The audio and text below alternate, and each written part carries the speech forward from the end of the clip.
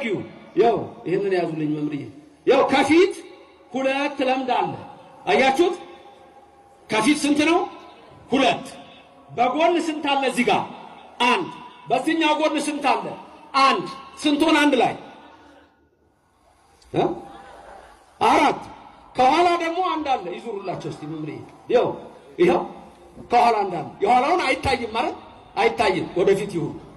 ተመልከቱ እንግዲህ ይሄ ምንድነው ስትሉኝ የአምስቱ አዕማደ ምስጢራት ምሳሌ ነው ከፊት የምታያቸው ሁለቱ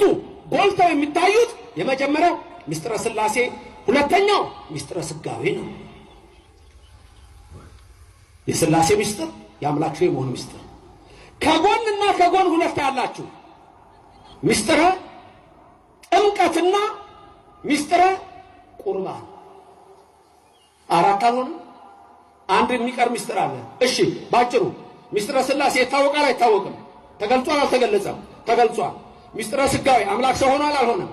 ሆኗል ምስጢረ ጥምቀት አምላክ ተጠምቋል አልተጠመቀም ተጠምቋል ምስጢረ ሥጋው ደግሞ